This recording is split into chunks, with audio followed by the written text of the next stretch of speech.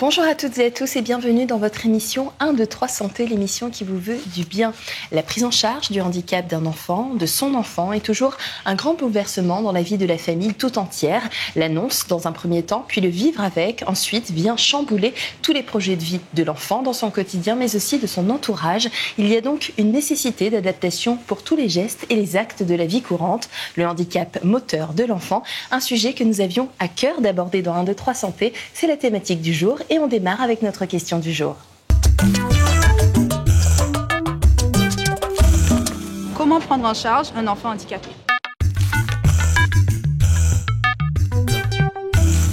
Et pour aborder ce sujet, je suis toujours accompagnée du docteur José Perianin. Bonjour docteur. Bonjour Jennifer. Comment allez-vous ? Ça va, même si on va parler d'un sujet délicat aujourd'hui. Absolument. Et pour ça, nous sommes bien accompagnés. Tout d'abord, Madame Danila Pachan. Vous êtes psychologue à l'AGSPH, chef du service d'accompagnement de la vie sociale également. C'est exact. Bonjour à tous. Bienvenue. Merci. Et docteur Simon Tournier, vous êtes médecin de médecine physique et de réadaptation. Alors, première question pour vous, docteur. Qu'est-ce qu'on entend par handicap moteur de l'enfant ? Quelles sont les causes qui peuvent survenir ? Alors, il y a différents types de lésions. Il y a les lésions qui vont toucher le système nerveux, d'autres lésions qui vont toucher l'appareil locomoteur. Donc des lésions neurologiques et puis des lésions orthopédiques. Les causes sont multiples. Il y a les causes héréditaires, comme les maladies neuromusculaires. Il y a les causes congénitales, comme certaines malformations, ou encore des lésions cérébrales qui peuvent survenir avant, pendant ou juste après la naissance de l'enfant. C'est ce qu'on appelle la paralysie cérébrale, et c'est la cause la plus fréquente de handicap moteur de l'enfant. Ensuite, il y a les causes acquises, comme le traumatisme crânien ou l'AVC de l'enfant. En tout cas, toutes ces pathologies ont en commun une déficience motrice et la possibilité d'une évolution vers des complications orthopédiques. Un enfant, ces enfants en tout cas, ce sont des enfants qui vont évoluer vers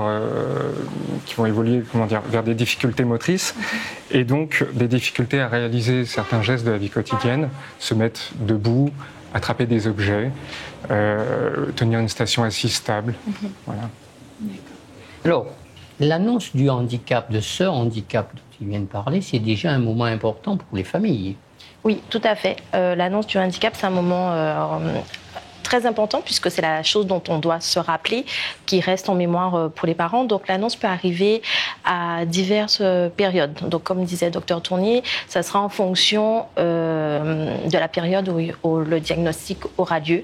Donc ça peut être la période anténatale durant la grossesse, la période prénatale à l'accouchement ou alors au cours de la vie de l'enfant en fonction de la pathologie.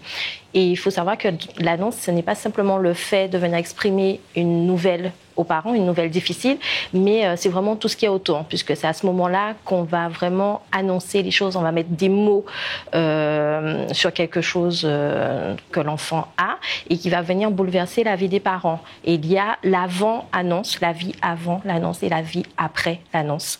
Et c'est à ce moment-là, en tout cas, que les choses doivent être dites, que les parents doivent entendre les choses pour commencer à préparer l'après. Donc vraiment que la personne en tout cas qui réalise l'annonce puisse rester positive, motiver la famille pour que les choses puissent ensuite se mettre en place. Alors justement, comment ils réagissent en couple de préférence d'ailleurs? Alors, l'annonce, c'est toujours difficile. Comme je disais, ça vient bouleverser. C'est vraiment un anéantissement. Et ça vient bouleverser un petit peu l'image qu'on avait de son enfant, à quoi on s'était préparé. Donc, dans un premier temps, c'est souvent une phase de sidération, puisque la famille a du mal à entendre, à accepter. Ils sont vraiment en état de choc. On va dire qu'il y a un choc. Et puis, on va parfois vers un déni, le temps d'accepter de la situation et de la culpabilité au sein du couple. Donc de se dire, bon, on n'a pas été à la hauteur, pourquoi ça arrive, pourquoi nous, donc on a dû rater quelque chose. Donc c'est très très difficile pour les parents à ce moment-là d'accepter cette annonce. Avec des intégrations très difficiles, très différentes en fonction de chaque couple. Oui, tout à fait. Mais après, de toute façon, quel que soit le temps qu'on va mettre, je suppose qu'il faut apprendre à vivre avec ce handicap et l'accepter pour le prendre en charge. Oui, tout à fait. Alors, comme on disait, donc, au niveau de l'annonce, il va y avoir toute cette phase qui va commencer par la phase de choc, de sidération, qui va passer par le déni, et puis il y aura la phase colère, qui va quand même être une période assez importante.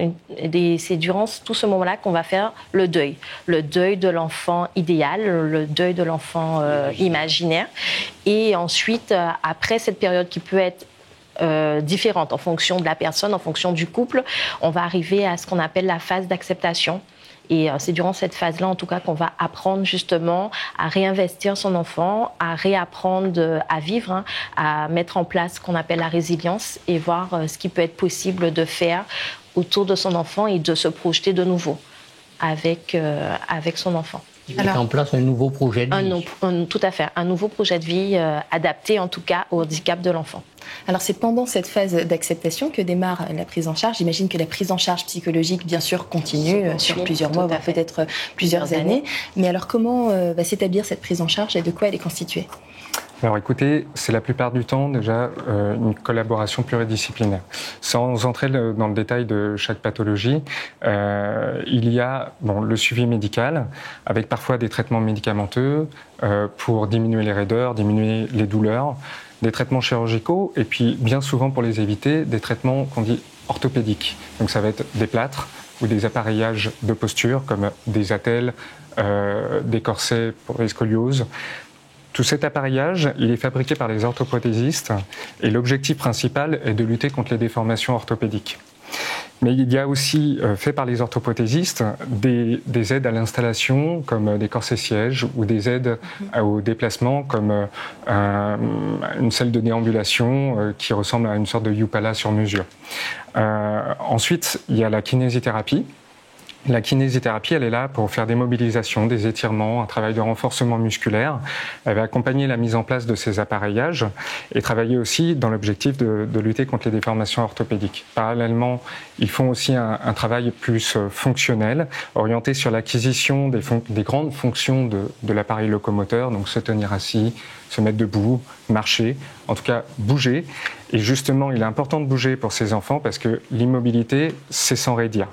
Et pratiquer une activité physique adaptée, en tout cas une activité physique et sportive, on sait que ça a de nombreux effets bénéfiques, notamment orthopédiques, fonctionnels, psychologiques et cardiovasculaires.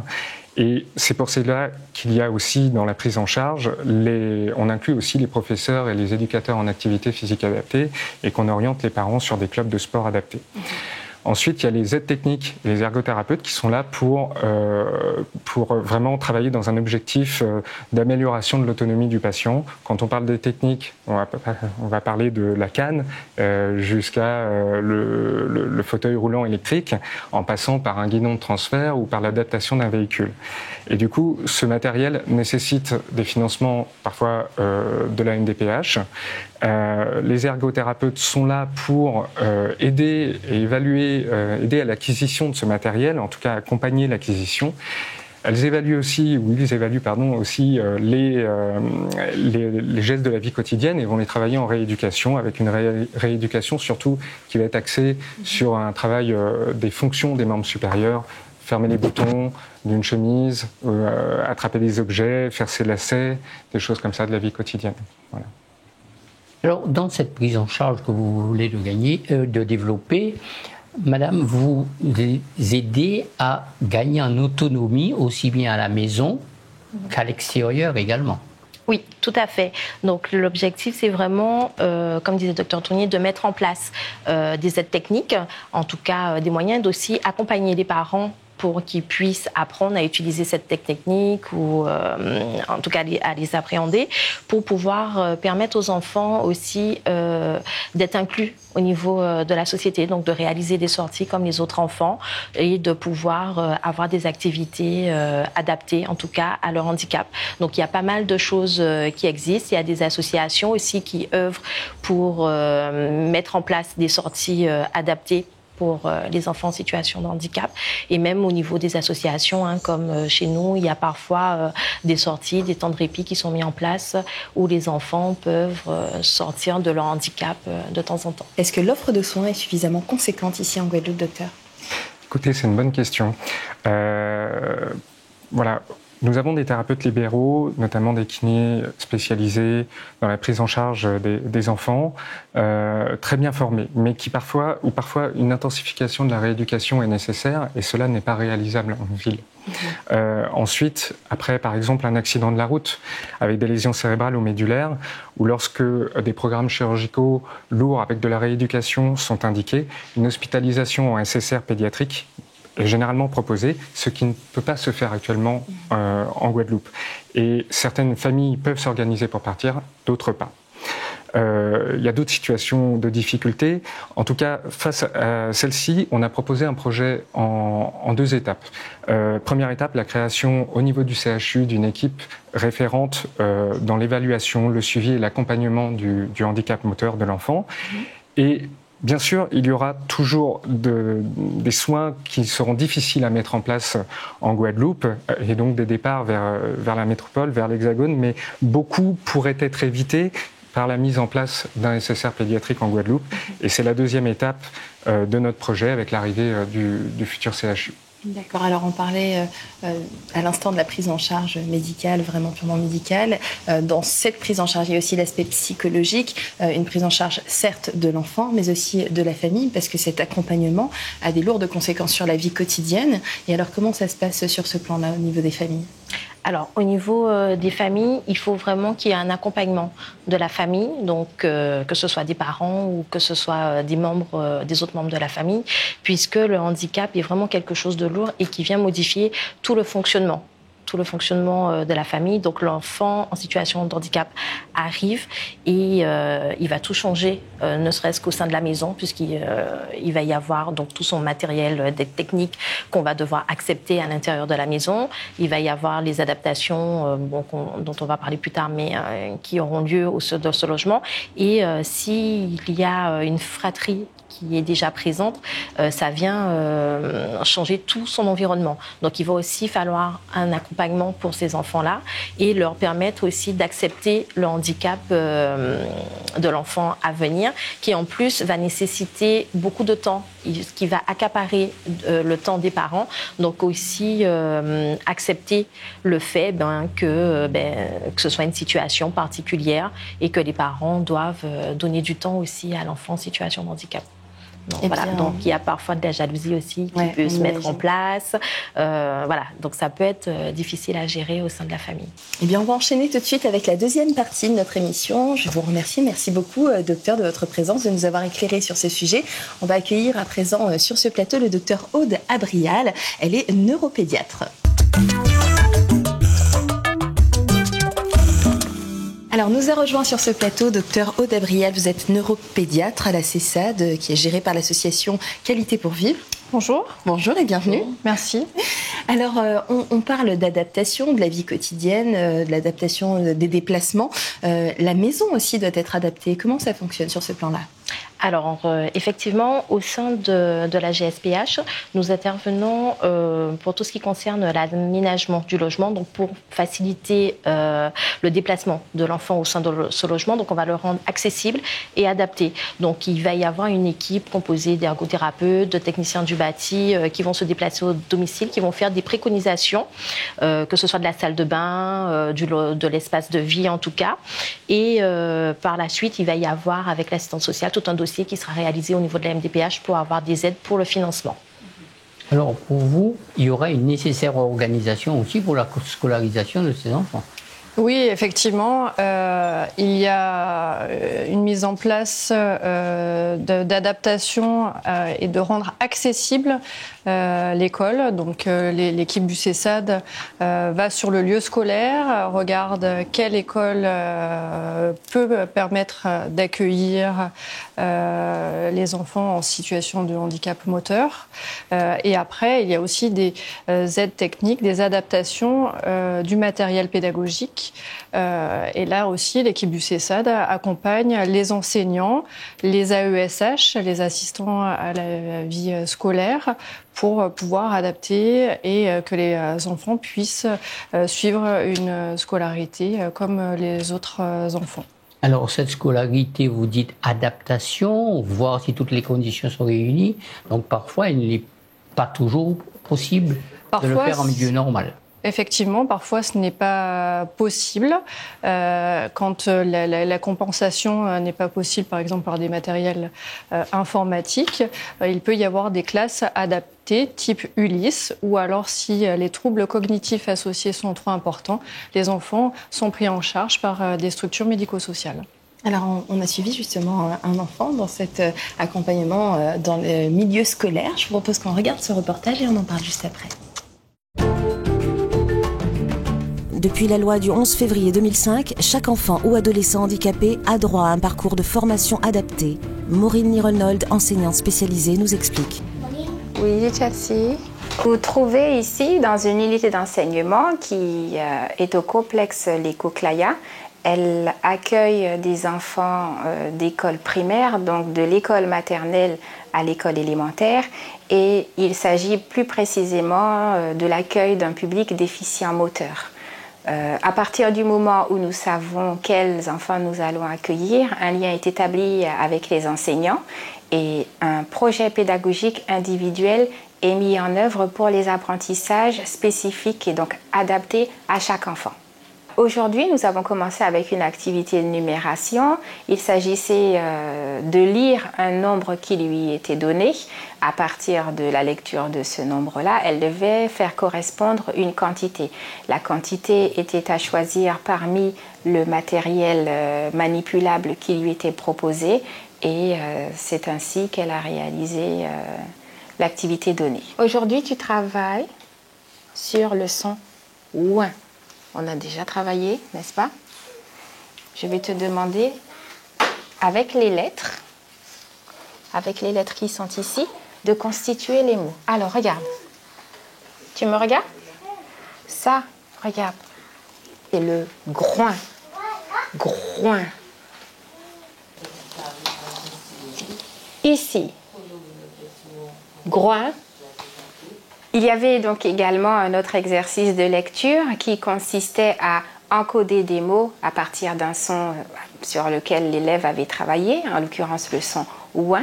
Il s'agissait donc pour lui d'écrire les mots qui correspondaient aux images données. Les activités graphiques peuvent être parfois difficiles pour les enfants déficients moteurs, mais cela n'empêche que l'on puisse les lancer dans la tâche en fonction bien évidemment de leur capacité, de leur profil. Et donc là, vous avez vu une activité au cours de laquelle une élève était amenée à réaliser des vagues dans du sable, en sachant que le sable sur le plan sensoriel lui donne également des informations qui peuvent être très importantes dans la gestion de son geste. La finalité de cet exercice, c'est de passer à une écriture normée. Donc, dans un deuxième temps, vous avez vu qu'elle a travaillé sur un tableau blanc. Donc, petit à petit, nous allons lui donner la possibilité de s'exprimer également avec un outil scripteur. Et par la suite, elle pourra passer à un travail directement sur feuille. Nous facilitons en fait les choses pour pouvoir arriver à ce qui pourrait être un peu plus compliqué. L'objectif de l'unité d'enseignement, c'est de ne pas interrompre la scolarité des enfants. Certes, ils ne sont plus dans leur classe, dans leur école, mais ils ont au moins la possibilité de bénéficier d'apprentissage malgré le fait qu'ils ne s'y trouvent plus. Donc, à l'issue de leur passage chez nous, ils repartent donc avec un certain nombre de soins qui leur ont été apportés, des soins thérapeutiques, mais également une continuité au niveau des apprentissages qui leur permettent de regagner leur classe dans les meilleures conditions possibles. Alors au quotidien, j'assiste l'enseignante qui s'occupe des enfants qui ont des problèmes moteurs. Et donc mon travail consiste à les accompagner, notamment assister la maîtresse lorsqu'elle enseigne, et aussi je dois les accompagner dans les actes de la vie quotidienne. C'est-à-dire que s'ils veulent aller au petit coin, je les accompagne, puisqu'ils doivent être toujours avec quelqu'un. Parce qu'on ne sait jamais, ils peuvent avoir un souci quelconque. Donc je suis là pour pallier à. Parce que mon travail, c'est aide médico-psychologique. Donc ça veut dire que je dois les stimuler, je dois les accompagner dans tout ce qu'ils font, dans tous les gestes de la vie quotidienne. On est là pour les aider à avoir une estime de soi, à pouvoir avancer, évoluer. Donc tout ça, c'est en fonction de leur projet personnalisé. Donc il faut aimer son métier, il faut être sensible, avoir de l'empathie envers les enfants, qui nous le rendent bien. Voilà.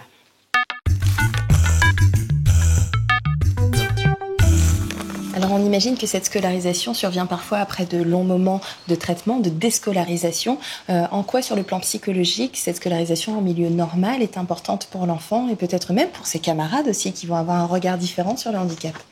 Alors, l'intégration de l'enfant en milieu scolaire ordinaire est importante pour lui, pour se sentir intégré. Donc, de toute façon, avec les lois, les dernières lois, comme la loi du 11 février 2005 ou la loi du 8 juillet 2013, ces lois ont permis, en tout cas, de changer, d'apporter quelque chose de nouveau afin d'intégrer les enfants sur le plan scolaire. Donc, les enfants, on doit aussi à l'éducation, à la scolarité et à avoir une culture et doit à l'apprentissage. Donc, c'est pour ça que c'est important. Et puis, c'est aussi important pour que les autres enfants puissent être sensibilisés à la notion de handicap, de se dire que tout le monde n'est pas pareil et aussi changer le regard dès la petite enfance sur le handicap. Alors, l'école inclusive pour tous, c'est bien, mais parfois la lourdeur du handicap peut être une entrave à cette scolarisation. Tout à fait. Il y a des cas de polyhandicap ou d'infirmité motrice cérébrale où le handicap est trop lourd et à ce moment-là, l'enfant ne peut pas avoir une scolarité normale. Donc, il y a des associations qui existent qui vont accueillir les enfants, comme par exemple l'association Les IREL, qui accompagne ces enfants-là, donc qui vont mettre en place tout un projet et les accompagner, que ce soit sur le besoin personnel, sur l'autonomie, sur l'éducation et sur les loisirs. D'accord.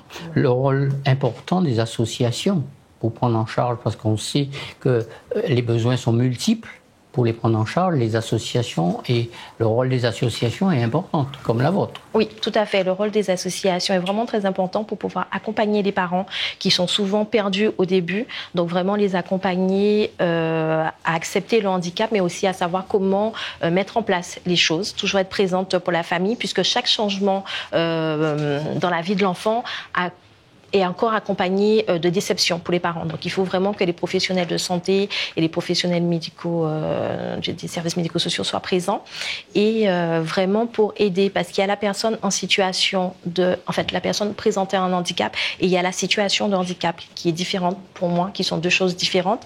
Et le rôle des associations, c'est de pallier à cette situation de handicap, vraiment mettre en place des choses pour compenser le handicap et aider la personne à vivre, qu'elle soit en situation de handicap, mais qu'elle puisse dépasser cette situation de handicap en intégrant l'école, par la suite une formation, un travail, donc de vraiment mettre en place des choses pour que cette personne-là puisse vivre au mieux. Et le rôle des associations, c'est vraiment, comment je pourrais dire, toutes les associations aussi travaillent en partenariat. Donc ce n'est pas une association, les associations en tout cas s'entraident. Donc, alors, voilà. Un mot très rapide, docteur, sur l'accompagnement administratif qui est important. Il est important pour nos téléspectateurs de comprendre comment ça se passe sur ce plan-là. Alors oui, effectivement, c'est important pour les familles de comprendre que toutes ces mises en place, que ce soit à l'école, que ce soit les demandes de structures médico-sociales, il faut un dossier administratif déposé, validé par la MDPH et la CADA-PH. Donc ceci prend du temps. Donc il est important d'anticiper les demandes pour qu'il y ait le moins possible de rupture de soins, de rupture de prise en charge, qui est parfois très compliqué pour les familles. Bien, merci beaucoup de nous avoir éclairé sur ce sujet aujourd'hui. Merci à vous, docteur Ferianin. Merci à vous, chers téléspectateurs, de nous avoir suivis, de nous être fidèles. On se retrouve très bientôt pour une nouvelle thématique. D'ici là, prenez soin de vous et on se quitte avec la synthèse en créole.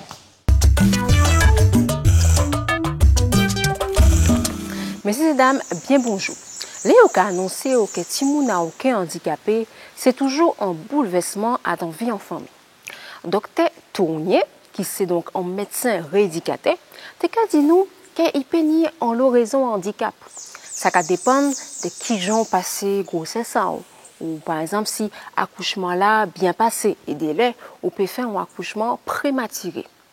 Eh bien pour ça, faut y faire en premier prise en charge à Timoun là pour veiller développement aïe, déplacement aïe, ça y a crier motricité. Puis il peut utiliser toute coaille. Ça, c'est travail à orthopédiste, rééducateur ou bien kinésithérapeute ou encore psychomotricien. faut ranger aussi casa ou les moyens adaptés pour permettre lui aussi à l'école.